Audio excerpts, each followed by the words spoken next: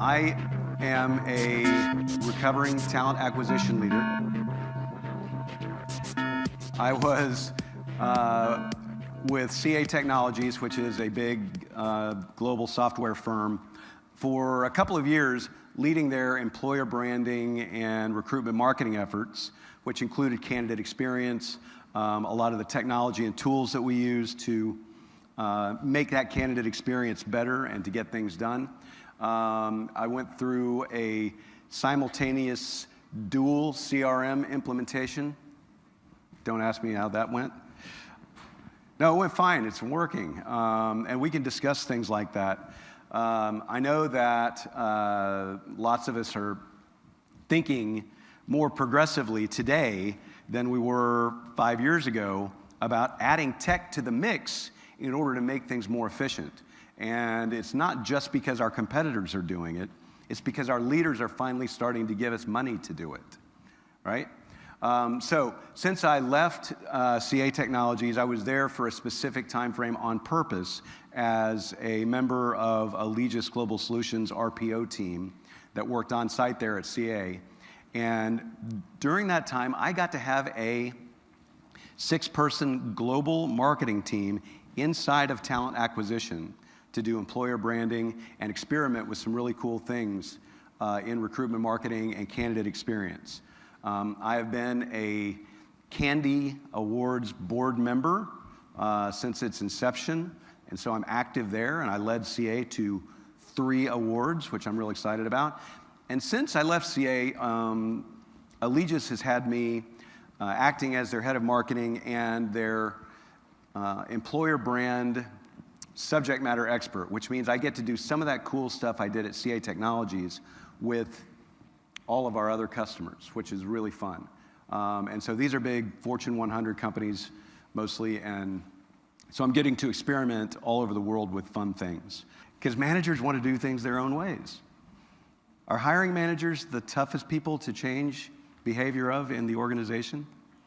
I think so. We'll talk about that too. All right, so, oh, wait, by the way, is this the most self-indulgent picture ever? First slide. It's ridiculous. All right, these are my kids. These are my actual kids. This slide is several years old, I'll tell you that. They don't look just like this anymore. And they were never actually the same size. I photoshopped this all together, so. But they're here for a reason. I use them shamelessly all over the internet for marketing purposes because I've been a consultant in the employer brand space for 10 plus years. I wrote one of my first articles about employer brand in 2006. And at that time, I owned a staffing firm, and before that, I had been a director of talent acquisition at a firm that implemented HR technology all over the world. Before that, I was a recruiter, and before that, I sold drugs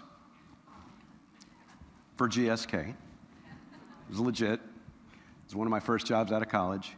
But the entire time, I'm working in healthcare, and then I got recruited into recruiting physicians. And then once you're in recruiting, you never get out.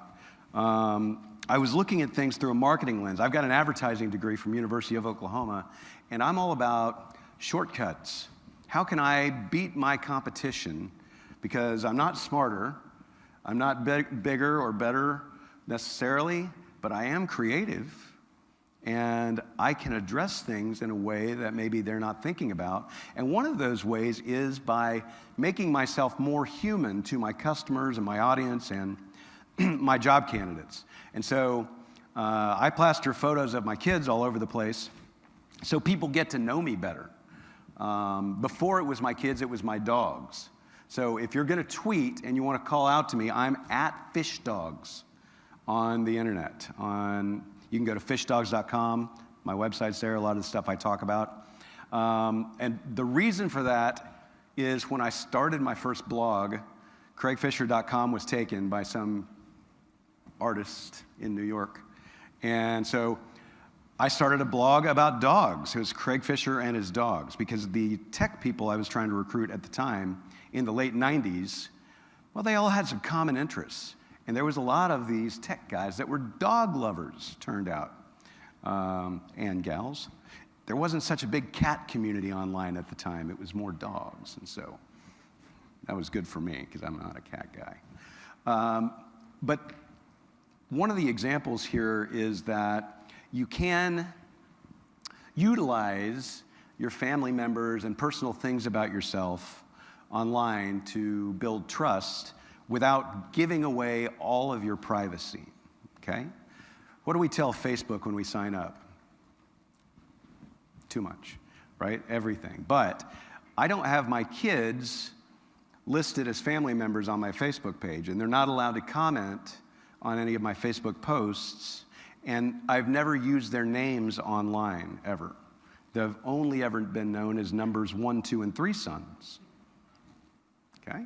So I recommend, if you're going to be public-facing, if you're going to be out there, as we are all supposed to be, somebody said in one of the roundtables this morning that talent acquisition is the windows of the organization. Pretty good, right? But that means we're all sitting just inside those windows, and we have to be out there. So I recommend you tell the people in your organization and yourselves that you should all have 3 things that you feel comfortable sharing personally about yourselves online on a regular basis. 3 things is an easy thing to remember, right? So I like things that are easy to remember. If you have 3 things, then if you get into a cadence of sharing good stuff online on a regular basis, you'll remember every once in a while, oh, I should share something slightly personal. And why would you do that? Why would you share something slightly personal? Let's give an example here. If I walked into a party and met you and said, hey, I'm Craig Fisher, head of talent acquisition at CA Technologies, or head of marketing at Allegis Global Solutions, and that was it, I walked on, and you met a dozen other people after that, okay, maybe you'd remember that, maybe you wouldn't. But if I walked in and said, hey, I'm Craig Fisher, I live in Dallas, Texas, by Grapevine Lake, and I've got 3 boys, and you can usually find us at the lake. I'm Fish Dogs on Instagram and Twitter. Let's be friends. Really nice to meet you. Oh, and by the way, I'm head of marketing at Allegis Global Solutions. See you later. All right. That's way more memorable. And so even on places like LinkedIn, okay, you can put something slightly personal about yourself in your summary to help people feel you as a 3D person more than the next person who contacts them to say, hey, we've got an open job. If you write something to the effect of, right in the middle of my summary, you'll find it if we connect, by the way. It says, first and foremost, I'm the father of 3 amazing boys. You'll usually find us at Grapevine Lake outside of Dallas, Texas. Let's be friends. All right, and so I'm going to recommend 3 things. So keep that in mind for later. So I want you to be human. Okay, this is the most important part of this entire presentation, is that we're going to be more human. And if you can get your people talking in your organization and get them to also be more human and not just share all the corporate stuff, don't just feed them all your jobs to post around and your white papers and your blogs, because they're not going to build any trust in their network by doing that. To build trust, you have to open up yourself a little bit, let down your guard. Psychology 101 tells us that if you want to make a good first impression, just like the example I gave a minute ago, tell someone something slightly personal or even slightly embarrassing about yourself as soon as you meet them, and they'll remember you more than they do someone else. So, the first thing we're going to do today is talk about how do you get your people talking. Do you just say, here's a bunch of our blogs and do it? You can, but it doesn't work. Do you just say talk? Let's try that. Everybody talk. Okay, that doesn't work either. What you can do is say something like this. Think of 3 things that are slightly personal or even slightly embarrassing about yourself, and turn to the person next to you right now and tell them something slightly personal or slightly embarrassing about yourself. Ready, go. Okay, stop. All right, bring it back down. Bring it back down. Bring it back down just a little bit. Okay. Did anyone laugh at anything they heard in the room? Yes? Does anyone have a story they want to share? These microphones work now. You do have to push and hold the button. Somebody share. I'm not going on until somebody shares. Hello. Got one right here. Okay, my early going out with people, I knocked over a glass of drink all over the table and everyone else. So today, in true form, I overfilled my Pepsi and it spilled out all over the table. So there you go. And what's your name? Renee. Renee. All right. Renee knocks glasses over all the time and overspills her Pepsi, which is awesome. Okay, anyone else? Someone else. We need one more story at least. And you can tell someone else's story, by the way. That's part of this exercise. All right. Hello? Okay. So I'm sitting here beside a wonderful person who just shared a terrible story. His family went out one night and they have a pet hamster, and he unfortunately forgot to close the hamster door, the hamster's cage. And the hamster found its way to the top of the stairs. When the family returned, his mother's mother, so his grandmother, who's truly old school, picked up the hamster, proceeded to flush it down the toilet. Oh. The kids were devastated, and he had no idea what to say to his grandmother, because on one hand, she's old school, she's doing what she's told to do, and on the other hand, it was the family pet. So that was an interesting story, and it only happened 3 weeks ago, so he's still in therapy recovering. Oh my gosh. A hamster tragedy. Wow. Okay, that's rough. Anybody else want to share before I go along? Okay, we're good for right now. Keep those stories in mind because you're going to use them later. All right, so when you encourage your employees to be more open online and encourage them to share things, you can do it in a way that gets them to have a cadence about it. Share some personal things. Share some stuff that's not just about the company, right? An interesting article that would help someone else in their network do their job better or find a job better. I use the 5-to-1 give to ask ratio to help me remember that I should share 5 things that aren't about me and about my organization that are business related to every one thing, oh, by the way, we're hiring, but 5 personal story, something funny, something entertaining, something helpful, something interesting. Memes are fine, not dirty memes. But in the end, you build trust before you give that one ask. Okay? 5 gives to every one ask. We'll talk more about that in a minute. So, we went through a process of redesigning our value proposition at CA Technologies, and we surveyed our employees about what makes it interesting to work there. And there were several things that I started noticing. So CA was a legacy software company trying to become a cloud company like everybody else in technology right now.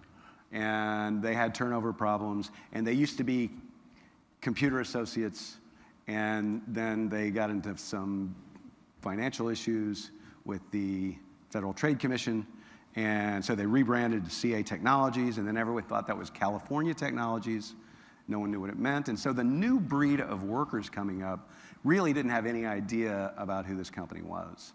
And so we went through this process of saying what's good, and let's be transparent about what's bad, and the company really is to their credit. But they're very interested in what's good. And what we found was that we give people at the organization an opportunity to be themselves, and that's what they like best about it.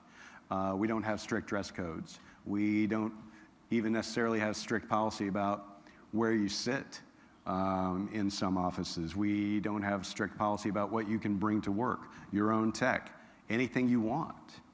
And we came down to, with the help of our agency and my internal agency and the employees and everybody else's buy-in. Bring what you bring. That was our message to candidates. And it became a pretty good thing that resonated all over the world. We didn't even have to change the message really regionally in order for it to still resonate. And so your code, your vision, your you was where we ended up with on that. So the process of getting everyone's buy-in really helped it to get shared by our employees. And so in the end, we tagged onto that and said, for every barrier, a breakthrough. So acknowledging the obstacles and promising a resolution. And then we used an additional hashtag. So our internal hashtag is #LifeAtCA, where our employees have a conversation with each other online through Twitter, Instagram, Facebook, et cetera, that the outside world can see. That's #LifeAtCA. #BringWhatYouBring is really the organization having a conversation with candidates. Okay? So when we say that to the outside world, that's what we're saying, come be a part of us. So you can have more than one hashtag, contrary to what some people say. You can have sort of variations on your EVP. And the other thing that we found that was really interesting about the organization that people loved is weird things like pet benefits. So CA has pet benefits that gives employees an opportunity to request a day off when they get a new pet, a day off for socialization with the new pet. And we send them a treat basket that has all kinds of cool CA-branded bandanas and dog bowls and things like that. It's not expensive stuff. It's cheap to do this, and not everyone signs up and requests it. But you also get a day off for bereavement and when you lose a pet. And these are simple things, not expensive things, but people love that about the organization. And so we really highlighted that.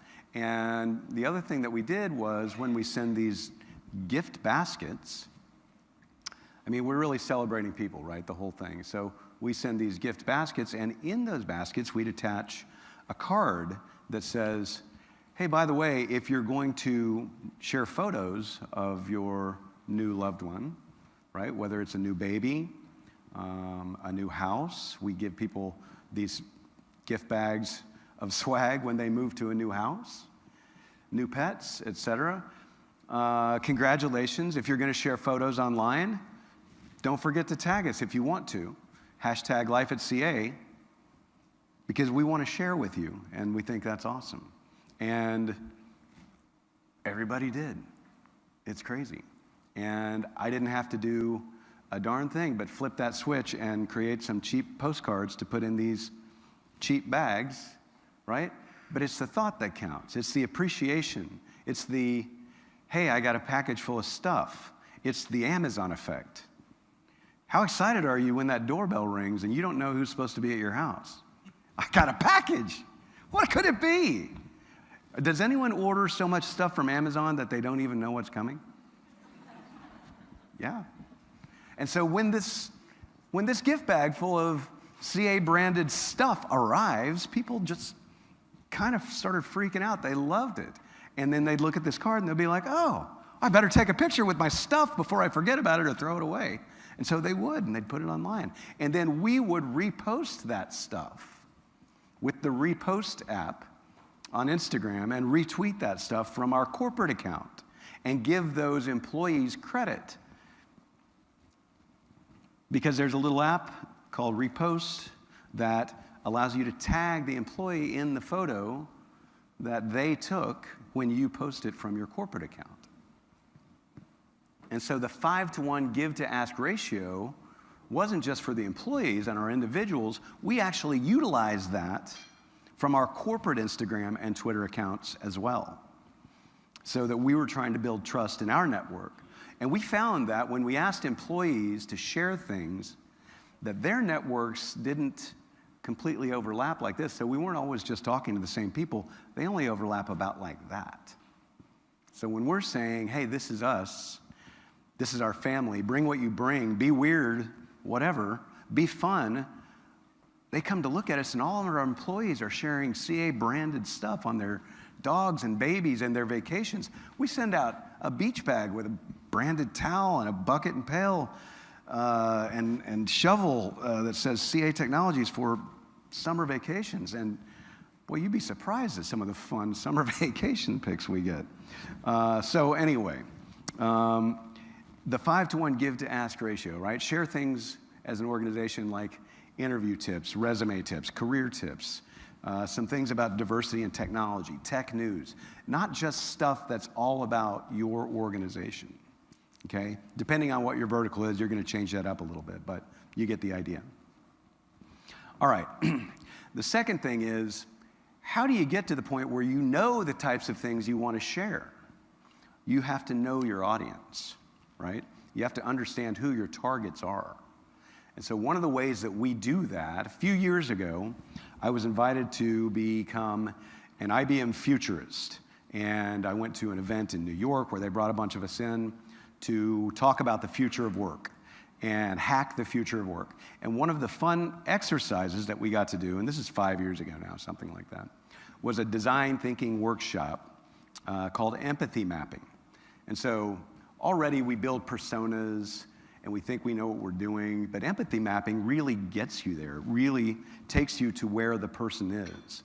And so this is an empathy map.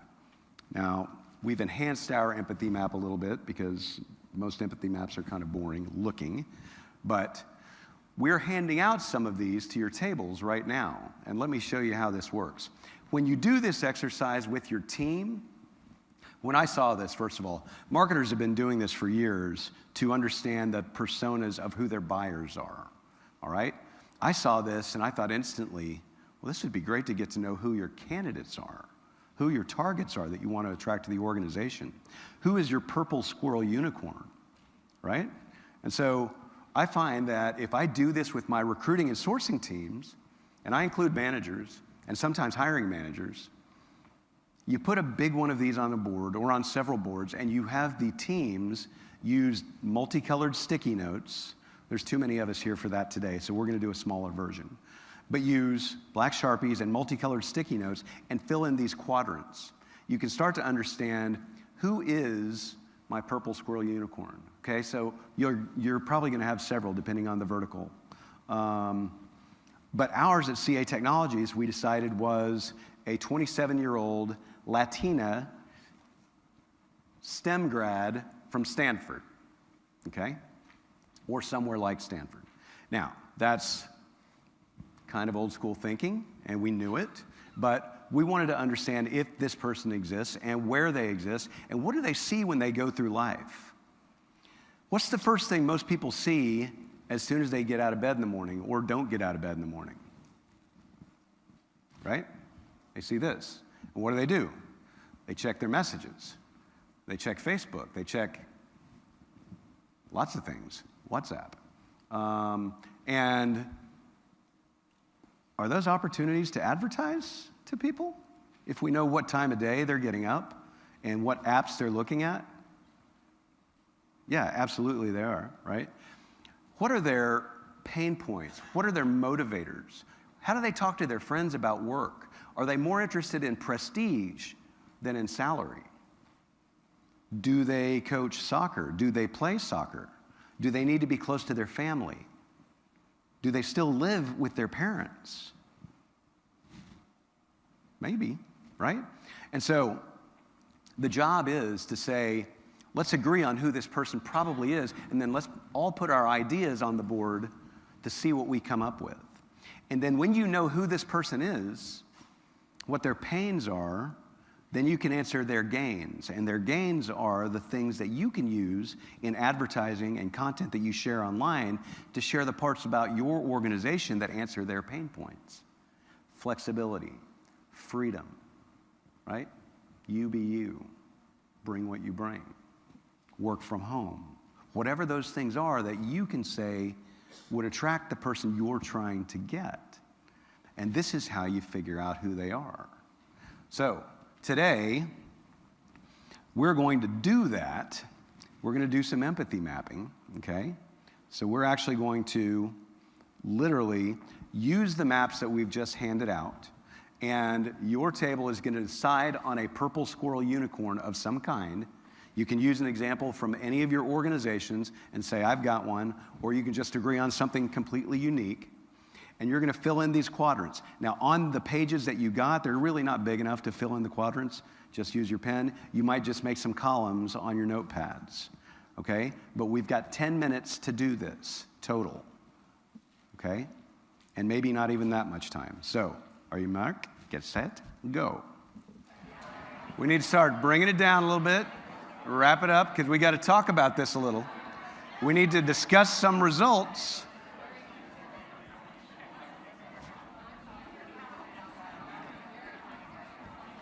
So how many tables had a millennial as their purple squirrel unicorn? Show of hands, please. Yeah, millennials, how many? Hands high, millennials. How many people, how many tables had a millennial as their purple squirrel unicorn? Okay, quarter of the room. All right, how many had someone that was age 45 years and up? Okay, quite a few of those. How many had a new grad? New grad, okay. All right. How many had someone that was 35? Right back there. Okay, this is interesting. All right, so we got a little bit of a mix. Who would like to go first? We're going to discuss our results. Okay, I heard it right here first.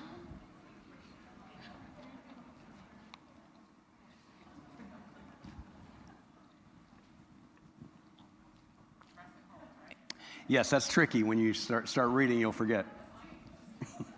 All right. How do you want to go through this? All So, right. tell us who the person was. Type of person, type of role, The how old, person, that sort of thing. okay. The person is a diesel technician. Diesel technician. Okay. So they work for waste management, or we want them to. For waste management, okay. So Big fan of waste management. Picture that. Yep. Smelly waste truck. So you want me to go through the... Yeah, tell me a few things about this person that you all have decided is sort of the average person who would do well in this job. The average person has a skill, and they want to be viewed for that skill. They're very proud about what they do.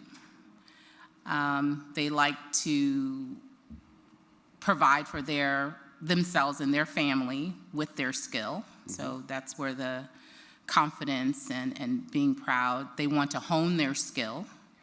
They want to continue to grow in that space. They want stability. They want to be seen as a expert in that space over time. They want to be valued. So diesel technicians are fairly well compensated for what they do. They should be. Yeah? And so you're saying that they take great pride in their work. They have, serious thoughts about prestige. So, working for a prestigious company in that space would be a good thing. They need stability because they've got families. How old are they mostly? 25 and up. 25 and up. What would you say the cap is on that up? What I know, at least in our space, it can go well into the 50s. Well into the 50s. So, but what's the person you have the toughest time recruiting? That would make them the purple squirrel, if that makes sense. Someone that has about 4 to 6 years of experience. All right, so early 30s. What kind of school do they come from? Diesel school. Trade schools? Trade school. And where do they have to work? Different places in the country? Well, they have to work local to a site. And there are sites everywhere. Everywhere, across the country, yes. Right. Okay. So, what are some of the things that they have frustrations about? Going back to wanting to be recognized, how they're treated on the job. They can have some frustrations if their leader or their manager is not recognizing their talent. Okay.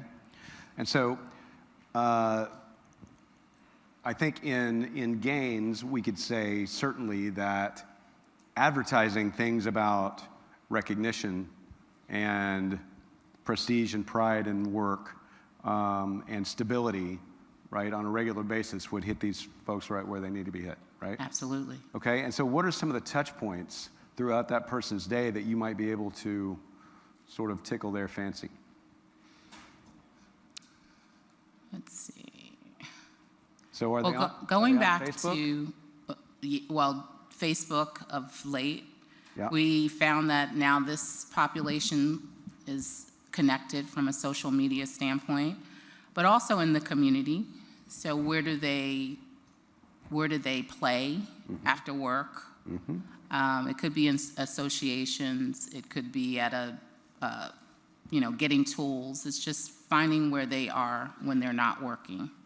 So trade associations, hardware stores, church, sports, Yep, bars, probably certain radio stations, and absolutely Facebook, Instagram, absolutely. things like that. Absolutely social media. Pretty cool. Okay. And you could probably target in on times of day because of what you know about their Yep. schedules. You could probably target in on types of restaurants and bars they go to, just because of their demographics and where they live, things like that. You could absolutely target in on all kinds of specific things now that you've got this picture of them, right? Yep.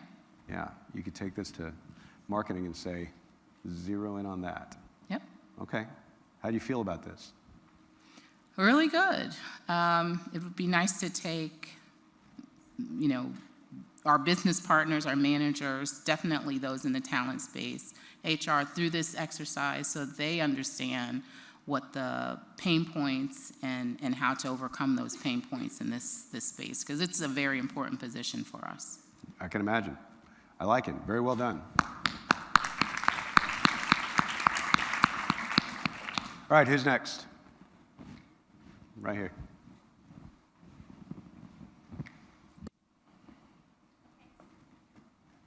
Hold it in. So we're looking for an African American MD between the ages of 55 and 65 who graduated from an Ivy League school, who is passionate about serving the underserved community. Wow.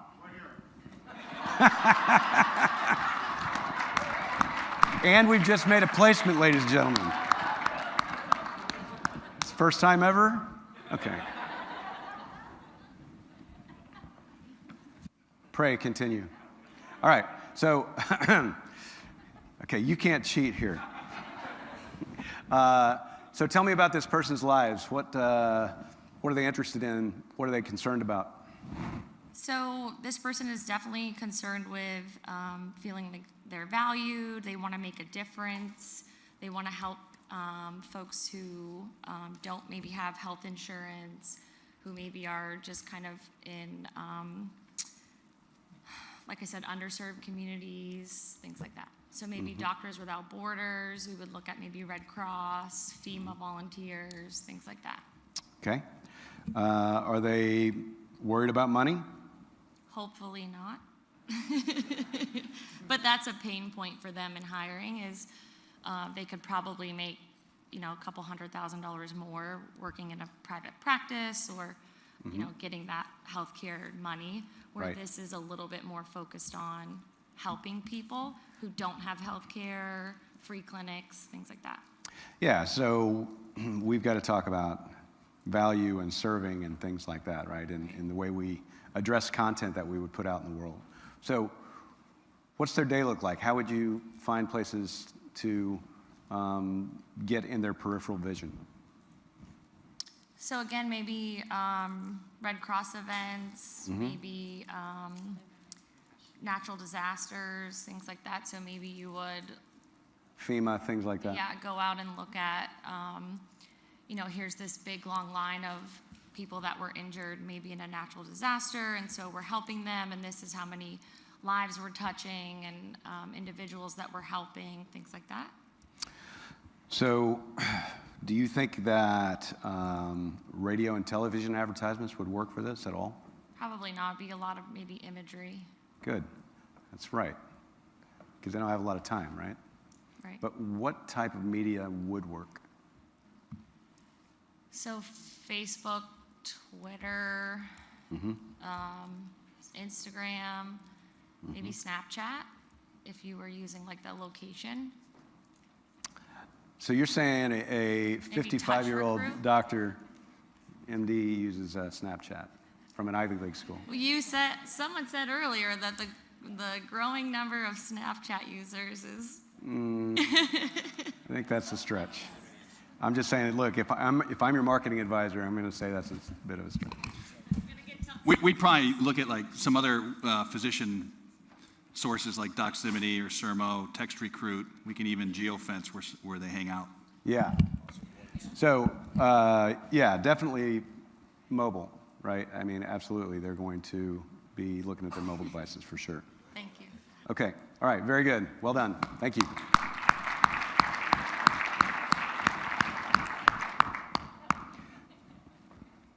All right. Who's next? One more? Okay. Then I've got one that I want to choose.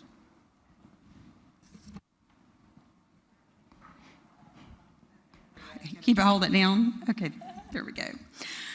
Okay, our unicorn purple squirrel was a facility maintenance person that's experienced with a lot of areas of expertise like HVAC, electrical, working with vendors. They have to have some certifications and a valid driver's license. Right. Okay, so is this person a manager or a doer? A doer. Okay. And so they're about 35 years old? Around 40. Okay. And do they work shift work? Yes. Okay. So you can make lots of assumptions from that, right? Yes. Absolutely. So tell me some of the things that you would do in order to get in their peripheral vision. Okay. Well, we talked about the fact that they may or may not be on social media. They may not be tech-oriented necessarily on their phone or the computer. That they're really typically involved in a small community that we might target. What else? We talked about how it's really more relational potentially with them, looking in that local market. That what really counts is their pride in their work and looking for typically having a stability, an area or an environment of stability. They're maybe preoccupied with their pay, and looking for a new opportunity. They're not necessarily upwardly mobile. Right. So that. But so pride and then therefore brand would be fairly important to them, if that makes sense, right? They're definitely looking for jobs, so newspaper might be a good place to advertise. Craigslist even would probably be good. I think I'm going to disagree that they're not tech savvy enough to be on their phones. I think everybody has a phone. And I think a text campaign would probably work fairly well there. Okay. Now, this is just me disagreeing as one of your table members right now. So you can all overrule me there. That's fine. But I'm just talking through it, if that makes sense. And this is what the helpful. exercise is. So are they religious? We didn't get that far. Didn't get that far. Okay. But if they're in the South, they're probably religious. If they're in the South, they probably are. So church might be a good place to also advertise such things. I'm thinking word of mouth because I think that's how. Yeah. So church is good for that sort of thing. Job groups are also good, I think. Okay. I like it. Okay. We're gonna run through a couple of other things real quick because we're really gonna run out of time. We've done the empathy mapping. We've created some fans. If you join me on LinkedIn, you'll see an article I wrote there that documents how we solved the black hole problem. Okay, we actually hired coordinators to be what we call talent assessors and look at every resume as they come through and put them in a yes, no, maybe pile and personally respond to the no's. Okay, and that changed the game. It made a huge difference. Oh, here's the candidate journey map if you want to take a picture of this to understand where your candidates are in the process, where their highs and lows are. It turns out that their lowest point is a little surprising. It's after their first interview. Take a picture of this anyway, because you are going to get these.